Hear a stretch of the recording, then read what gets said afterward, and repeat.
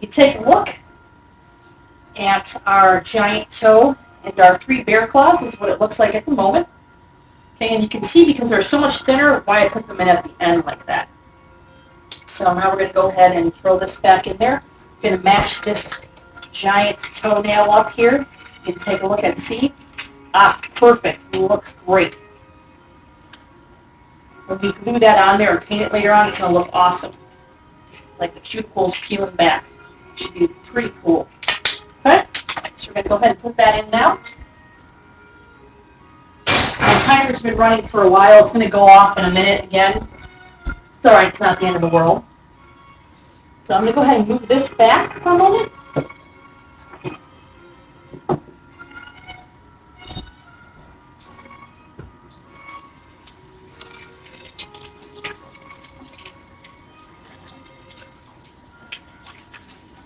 Just washing my hands again.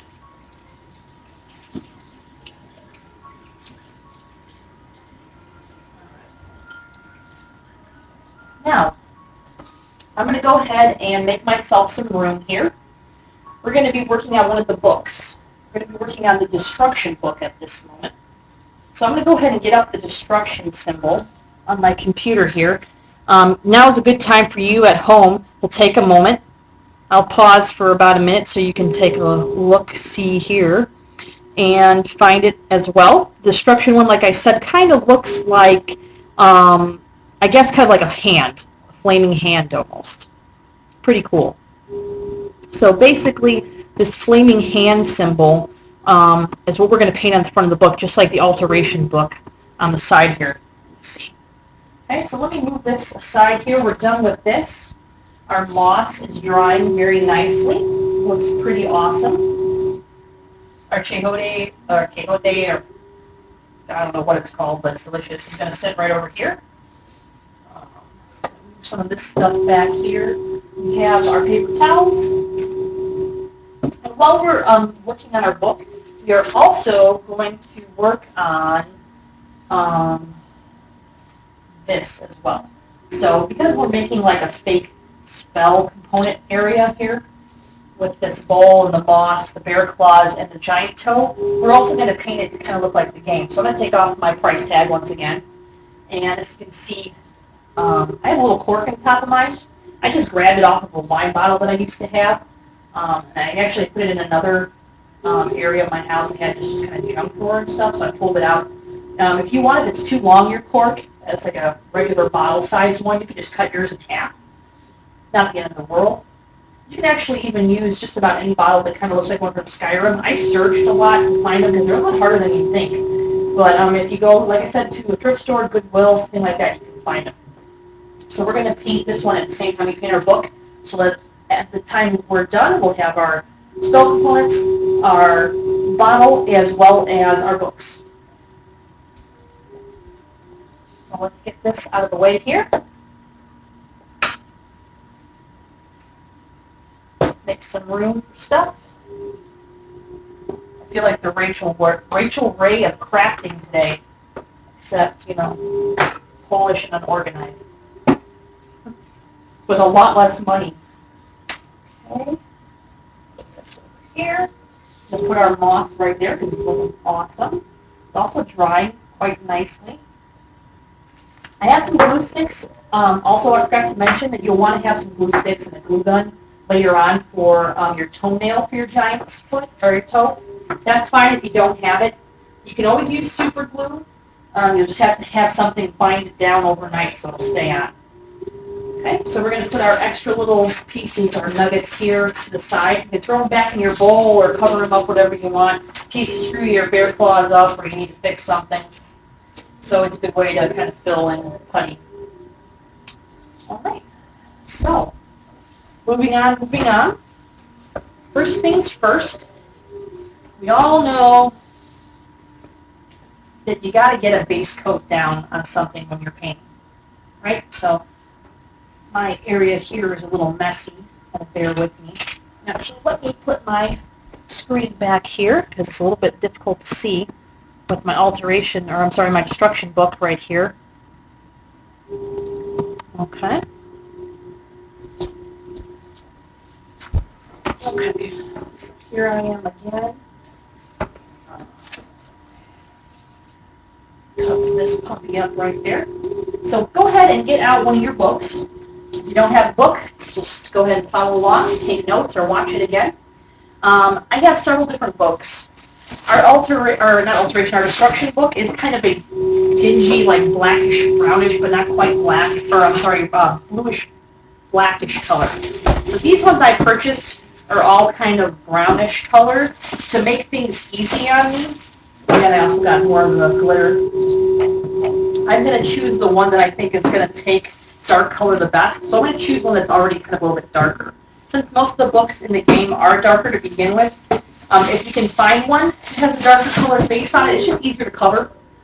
Takes less paint. So I would go ahead and do that. Make sure you peel your sticker off.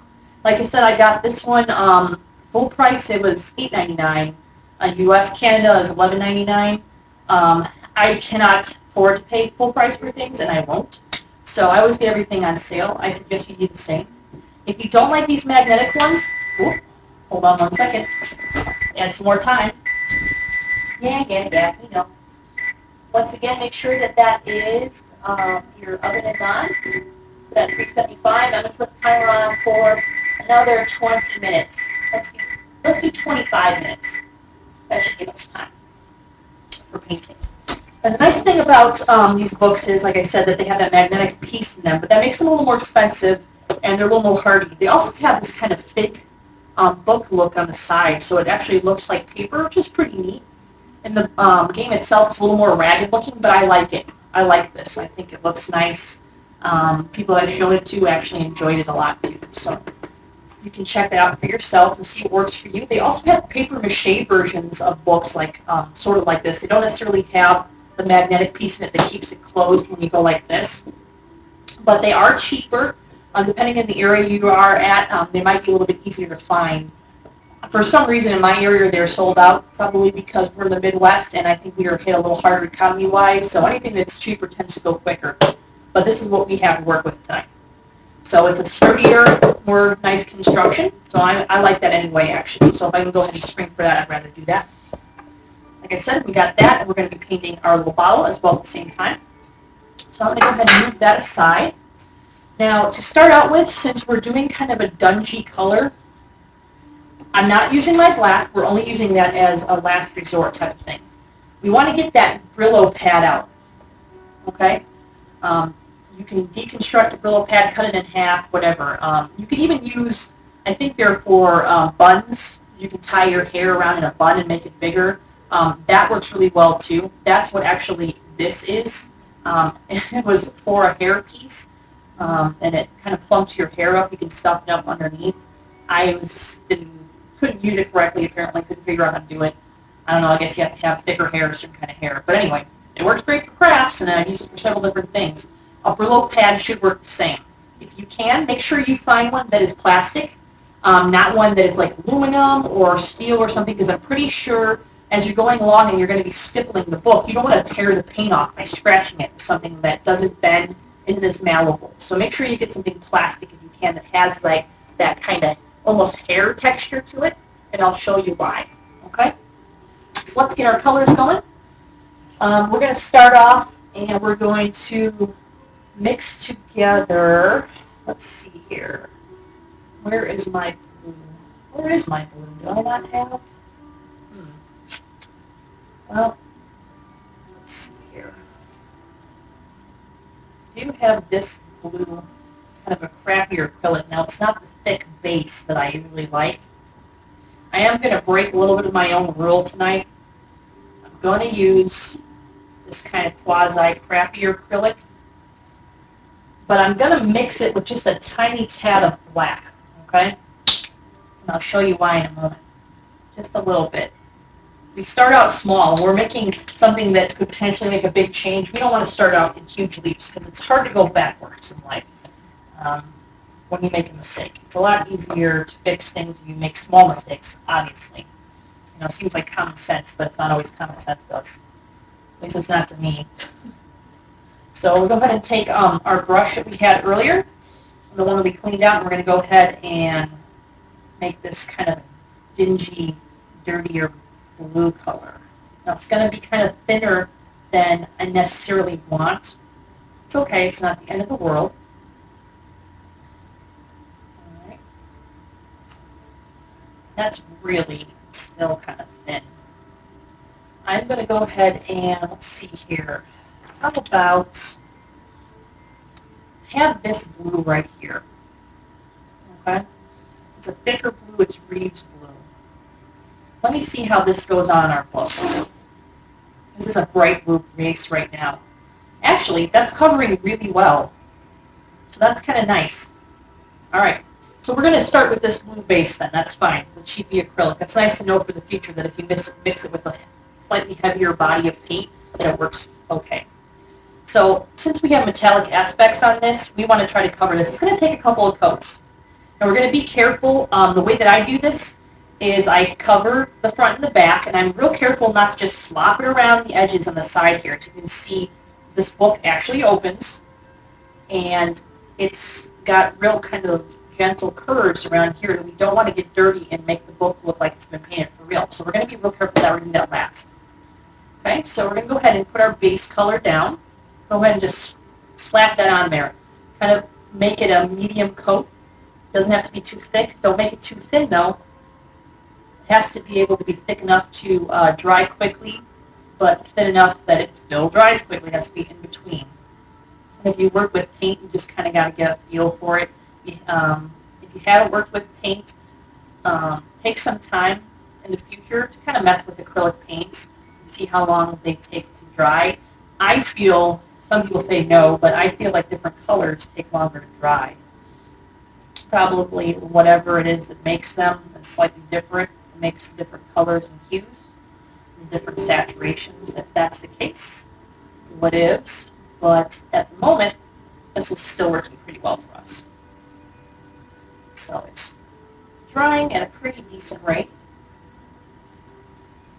Figure we put a coat on here. We're going to go back and forth, put a coat on our book, and put a coat on our potion.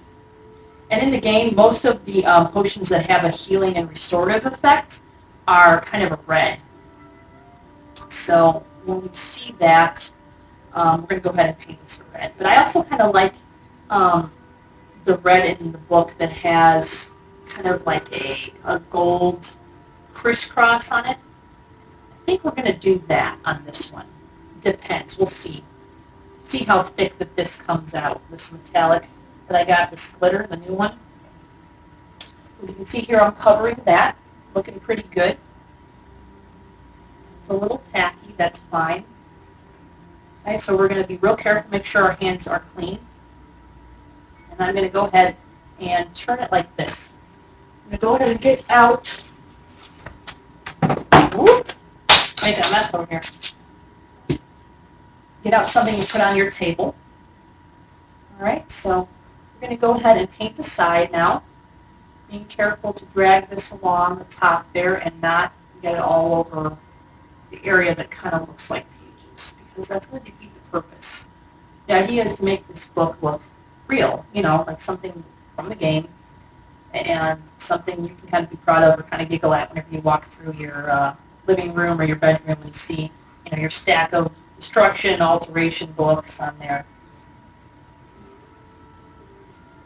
And, you know, I don't know, maybe someone will find it amusing and buy it from you. You never know. Could happen. I have quite a few people who are looking to purchase a set of these from me, the handcrafted ones that I've been working on. So, okay, so you can see here, that's kind of got a first coat on the side there. And an easy way to kind of deal with this top part here is to just kind of gently drag this along like that. We'll worry about the inside in a little while. If you're the type of person that has a really difficult time with steady hands, it's okay. If you mess up on this, paint is awesome, because everybody freaks out about paint and says, oh, you know, painting is difficult. Yeah, it is in some respects, but the cool thing about painting is you can always paint over paint. Some of the greatest artists in the world painted over their own paintings all the time, mostly because they were broke, and they practice on a canvas and then they have to paint on it again because nobody would buy their stuff. Kind of like me.